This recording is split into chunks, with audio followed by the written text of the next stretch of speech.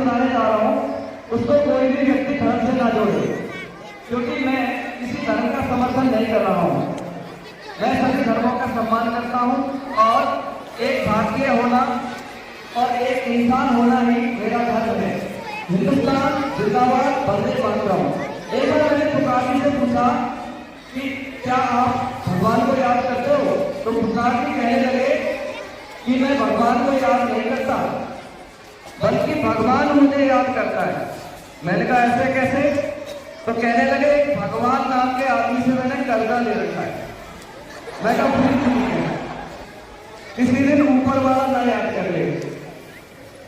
तो पहले भारत में जो ऋषि मुनि होते थे वो बहुत ज्ञानी होते थे। ज्ञानी तो बहुत होते थे लेकिन गरीब भी होते थे। वो भिक्षा मांगकर अपना पेट भरते थे। ऐसे ही एक ऋषि थे संदीप मुनि। उनके आश्रम में दो बच्चे पढ़ते थे, कृष्ण और सुदामा। नाम तो सुना होगा, कृष्ण और सुदामा। उनकी एक अनसुनी कहानी सुनाता हूँ। जब वो आश्रम में पढ़ा करते थे तो वहां जो गुरु माता थी, एक दिन भिक्षा में कुछ 2 मुट्ठी चने की पोटली मांग कर लाई और उसने उसका व्रत था। क्या था? व्रत। तो उसने सोचा कि आज मैं ये चने नहीं खाऊंगी, कल सुबह भगवान को भोग लगा करके ये चने में खाऊंगी। उसने शाम को चने आश्रम में रख दिए। उसी रात क्या होता है कि उस आश्रम में कुछ चोर घुस आते हैं। उन्होंने सोचा कि चने की पोटली में शायद हीरा जवाहरात है, कोई खजाना है, इसलिए उस पोटली को वो चुराने लगे। और जैसे वो चुरा के ले जाने लगे तभी गुरु माता जाग गई और उसने उन चोरों को श्राप दे दिया। क्या दे दिया?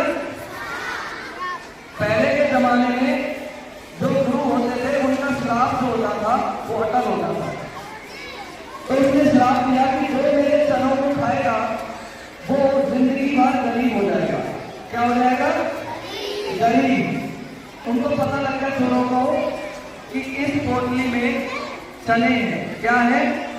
तो वो उसको छोड़ के चले गए, लेकिन वो चने की पोटली श्रापित हो चुकी थी, उसको श्राप लग चुका था। और ये बात सुदामा को पता थी। क्या थी?